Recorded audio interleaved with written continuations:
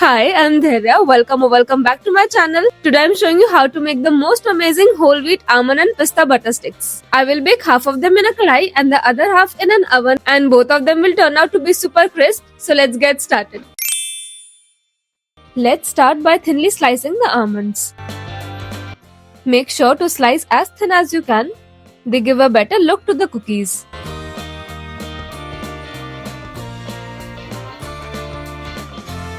After slicing the almonds, I'm roughly chopping the pista as well. Keep this aside. For the dough, start by taking soft butter. I like to take the butter out of the fridge 30 to 40 minutes before I start making the cookies. If you forgot to take the butter out of the fridge beforehand, you can warm it up a bit before using. The butter should be soft enough for you to easily press it down with your finger. Add in castor sugar.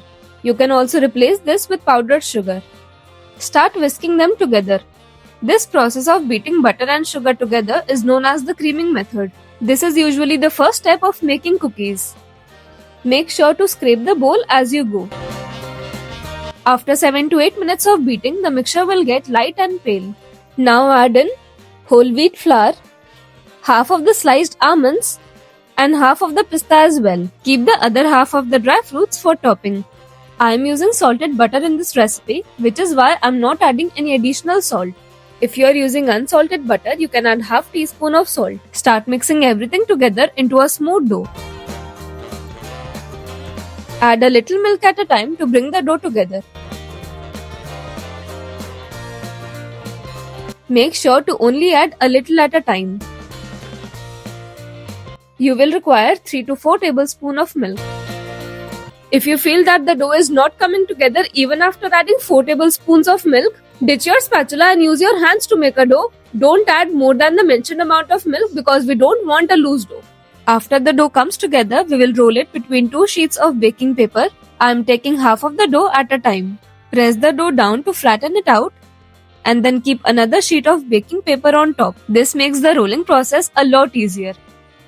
The correct way of rolling out a cookie dough is that you start from the middle of the dough and roll it out in one direction, and then lift the rolling pin, bring it back to the middle and roll it in the opposite direction. Follow these steps and gently roll to spread from all directions. After rolling, gently move your palm over the baking paper. The dough should feel evenly thick. If it's thick from one side and thin from the other, you can even it out. After rolling, remove the baking paper gently.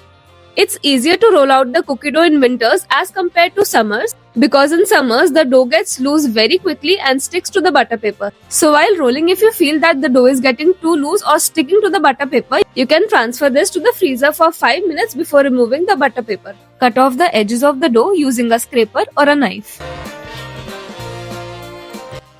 Sprinkle sliced almonds and chopped pistachios on top and gently press it down using a rolling pin. Don't apply too much pressure with the rolling pin, just enough so that the almonds and pistachios stick to the dough. Cut the dough into the desired shape.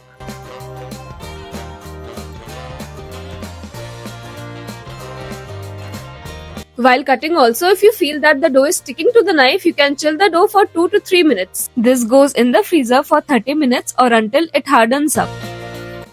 Repeat the same process with the rest of the cookie dough.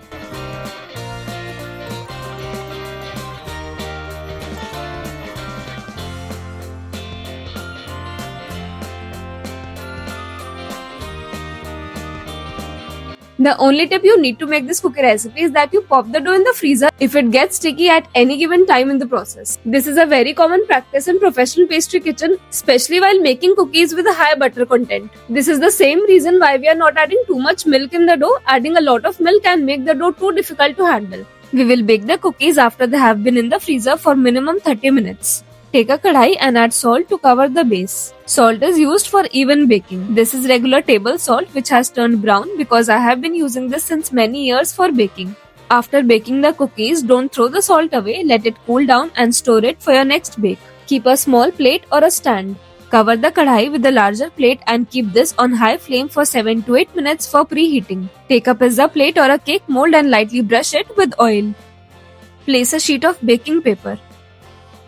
After 30 minutes in the freezer, the cookie sticks have gotten hard and will snap off easily. Carefully remove them and place them on the pizza plate. The kadai has been on high flame since the past 7 to 8 minutes. Carefully remove the plate and place the cookies inside. Turn the flame to medium. Continue to cook at medium flame for 12 to 15 minutes or until the base turns golden brown. For baking in an oven, preheat your oven at 170 degrees Celsius for 7 to 8 minutes. Place the cookies on an oven tray lined with baking paper. After preheating, bake for 12 to 15 minutes or until the base turns golden brown. After 12 to 15 minutes, the cookies have perfectly baked. Take them out carefully. Let the cookies sit for 2 to 3 minutes and then immediately transfer them to a wire rack. The reason we always cool down these types of cookie on a wire rack is that the airflow below the cookies prevents condensation, making them super crispy. As soon as the cookies cool down completely, transfer them to an airtight container. These whole wheat, almond and pista sticks are genuinely better than the cookies you get in the market. They are so buttery and perfectly crisp. You can store these cookies in an airtight container for up to 2 weeks. The entire recipe is in the description box below. If you like this video, give it a thumbs up and please subscribe to my channel. I'll see you with a new recipe. Happy baking and bye.